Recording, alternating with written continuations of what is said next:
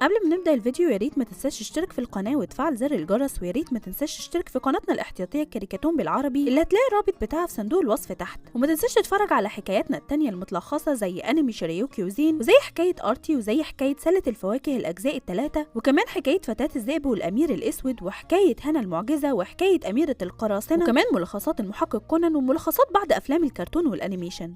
ويلا نبدأ نهاية قصة عروس الغول. بعد قوي ما أغمى عليها بدأت تفكر في اللي حصل لها زمان والأياكاشي اللي أنقذها، وساعتها قال لها إنه هيزورها تاني وإنها تروح لعالم تاني لما تكبر وأكيد هيشوفها هناك. وبيصحيها جينجي وسألها إيه اللي حصل لها وعالجها توكيكو، وقال لها أكيد إنها شربت حاجة عملت لها كده. وفجأة بتكتشف قوي إنها ما بتتكلمش ولا بتدوق طعم أي حاجة. ولما جاب لها توكيكو ورقة وقلم كتبت اللي حصل لها، وعرفوا إن رايجو هو اللي لعنها وإنه قاصد إن الطقوس ما تمشيش. ولما غضب جينجي جدا وكان عايز يطرده من الفندق منعوا توكيكو، وسمع كلامهم رانمارو وقال إنه عفاها من مهمة الطبخ للطقوس، وعلى الرغم من زعل قوي لكنها فضلت مصلحة الجميع طبعا، وأمر رانمارو التوأمين بالطبخ للطقوس. وطبعا حاول جينجي يرفع من معنوياتها وإن هم حملوها فوق طاقتها وقال لها ترتاح وما تقلقش أبدا، لكنها فضلت تعيط من زعلها. ونروح للتوأمين ووافقوا على تحضير الأكل للوحش بوزو. وقوي لما قامت وحضرت أكل لنفسها هون عليها تشيبي زعلها، وجرى جينجي علشان يتخانق مع رايجو وحاول يمنعوا رانمارو، لكنهم ما لقوهوش في غرفته. وبيروح رايجو لقوي وقال لها إنه السبب في فقدانها حاسة التذوق وصوتها كمان، وقال لها إنه فرحان إنها مش هترجع حتى تدير مطعمها فندق تنجن. ولما بيدافع عنها تشيبي راح رماه وقال لها انه حان الوقت علشان ياكلها، لكن دافع عنها جينجي وقال له انه مش هيسمح له ياكلها. وفجأة بيوصل بياكيا ليهم وقال لرايجو هتفضل خسيس لحد امتى، وانه عارف ان هو اللي بعت قاتل مأجور علشان يقتل قوي في فندق تنجن. وخاف جدا منه رايجو وصعقوا بياكيا وهرب منهم. وظهرت السيدة ريتسوكو مع زوجها وشكرهم رانمارو على حضورهم، وقال جينجي انهم جايين علشان يدوهم فرع هواري. وسيد الغول عرف وبعت اوريو علشان تقول لهم كده، وعلشان كده سافر رانمارو ليوتو. قالت لها ريتسوكو انه رايجو واحد من ابشع المجرمين في العالم الخفي،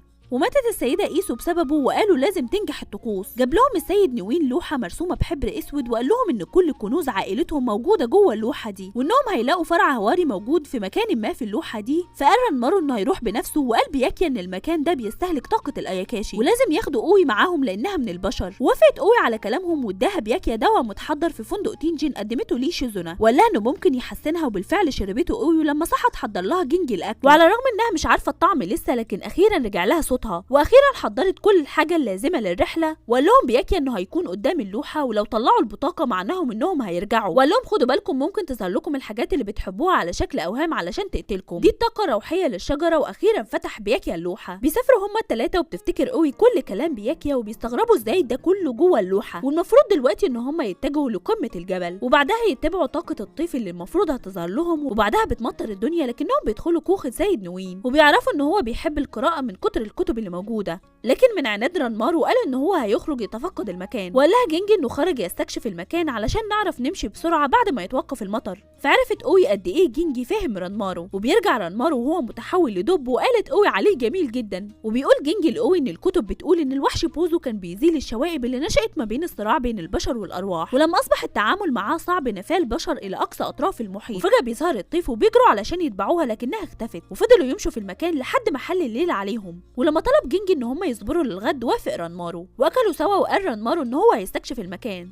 قال لها جينجي ان من 300 سنه كنا برضو محتاجين لفرع هواري زي دلوقتي، وقال لهم رايجو ان هو هيساعدهم لكنه اهان السيده ايسو. وطبعا ده اثار غضب جينجي وضربه، وبكده نجح رايجو ان هو يستفزهم ويخلي الطقوس تفشل. وبسبب اللي حصل خسروا السيده ايسو. ورانمارو طباعه اتغيرت جدا بعد ما ماتت علشان يحمي الارض الجنوبيه. ولما سالته قوي هل انت حابب ترجع علاقه الاخوه ما بينكم، قال لها اكيد لو هو قبل بكده. ولسه قوي مش عارفه تدوق الاكل، وفجاه اثناء كلام جينجي افتكرت قوي الاياكاشي اللي انقذها، وسالت جينجي هل هو اللي انقذها لما كانت طفله. فاتخض جينجي جدا. وفجأة ظهر الضباب وظهرت الأميرة إيسو لجينجي، لكن مسكت إيده قوي وحذرته من الأوهام اللي قال عليها بياكيا. بالفعل بعدها اختفت، لكن جينجي افتكر رانمارو، وفعلا ظهرت الأوهام لرانمارو لكنه فضل يمشي وراها لحد ما وقفوا جينجي وأخيرا أنقذوه. لكن فجأة اللي بتوع قوي بينطوا وراها رانمارو بينقذها وبينزل تحتها علشان تقع عليه. فرحت قوي جدا انه ما اتصابش باذى، وقال لها لولا اكلك كان زماني ميت دلوقتي. وقال لها انه لازم يكملوا طريقهم، وجينجي اكيد هيروح لهناك علشان ينقذوا الطقوس. وبيمشوا في الطريق واخيرا بيلاقوا الطيف وبيمشوا وراه، وفجاه بيلاقوا مكان كله اصداف. وعرفت قوي ان الصدفه اللي اداها لها سيد الغول كانت من هنا.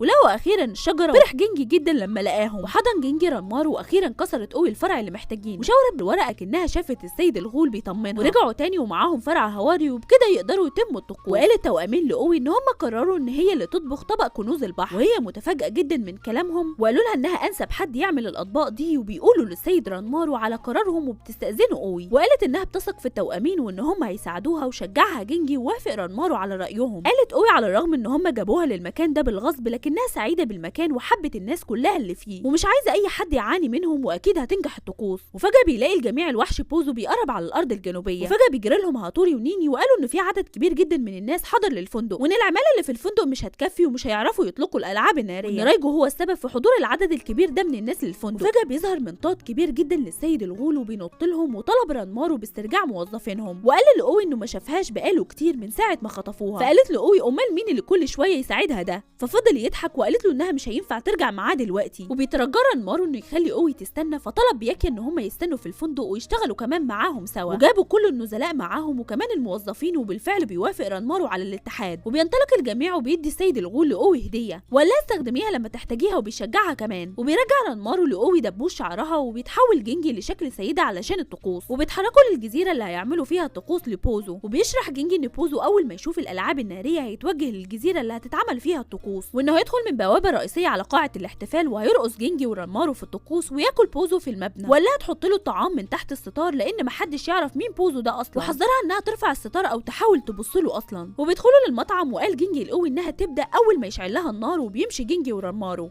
وبتبدا قوي في تحضير الاكل مع التوأمين، وبيبدا الالعاب الناريه، وبيوصل بوزو للمكان، واخيرا هتبدا الليله. وبتبتدي قوي توديله المقبلات، وهي بتحاول تشجع نفسها وهي بتشوف راس جينجي ورانمارو، واول ما بتحط له المقبلات بياخدها، وبتستغرب جدا من ايده الصغيره دي، لكنها طلبت منه يختار واحده من الاصناف، واستغرب التوأمين ازاي قادره تفكر كده، ورد عليها باختياره لواحده من الاطباق. وبتتشجع قوي اكتر وبتطبخ له الاكل وبتقدمه له، وبيجري تشيبي بداخل حجره بوزو، والكل ساعتها اترعب، وقوي سمعاه وهو بيقول له انت بقى بوزو اللي هما بيقولوا عليك، وهات لي خيار. والاغرب انه اداله الخيار وفضل يزغزغه. وفجاه بيصوت تشيبي، ودخلت له قوي علشان تنقذه، لكنها صوتت باعلى صوتها، ولقيت بوزو بيعيط وبيحضن تشيبي، وقال لها ان الاكل كان جميل جدا وانه حاسس بالوحده. وقال لها تشيبي ازاي تسيبي بوزو لوحده، ده بيخاف من الوحده زيي. ورفعت قوي الستار وقالت له مش هتكون لوحدك بعد كده، وهناكل كلنا سوا، وطلبت يختار اكل تاني. واستغرب التوأمين من كلام قوي جدا، وحضرت قوي الاكل وقدمته لبوزو، وقدم لها شراب تعبيرا لامتنانه ليها، وعرفت ان هو بيشكرها، لكنه اول ما شربته شافت اللي حصل لبوزو وانه شبهها جدا وهي صغيره. وحضن قوي وقالت له انها حاسه بيه، وحضروا اكله جميله وكلهم كلوا منها، وادالها بوزو الاكل، لكن الاغرب انها تذوقته لاول مره. وبوزو كان سعيد جدا بحبهم، وبيعيط بوزو لما شاف الطقوس في النهايه. وفي النهايه وقفته قوي وسالته لو عايز يقعد معاها، فقال لها انه لازم يمشي. وفجاه بيتحول تاني لهيئته وبيغرق الشاطئ، وبتغرق قوي وبينزل جينجي علشان ينقذها، وبتفتكر لما انقذها وهي صغيره، وساعتها قال لها انه اكيد هيشوفها لما تكبر. وزعل رايجو ان الطقوس نجحت، ولما راح له السيد الغول قال له ان لازم يعاقبه على اللي عمله مع قوي، وقال لها جينجي انت بخير، فقالت له انها عرفت ان هو اللي انقذها، وسالته ليه ما قلتليش من الاول، فقال لها انه كل ليله كان هو اللي بيقدم لها الطعام، لكن اخر حد كان السيد الغول، وقالت له ان هو اللي منحها الحياه وحضنته، وشكرها على كل اللي قدمته ليهم. واخيرا رحب الجميع بيها، وفي النهايه بيفتح جينجي قلبه لرانمارو وكمان رانمارو، وقالوا ان هم ما كانوش مصدقين اللي حصل. واخيرا بيودع الجميع بعض وبقوا اصدقاء، وكان التعاون ما بينهم ناجح، حتى توكيكو بيودع شيزونا. واخيرا ظهرت دوجي وشكر السيد الغول قوي على وقفتها معاهم،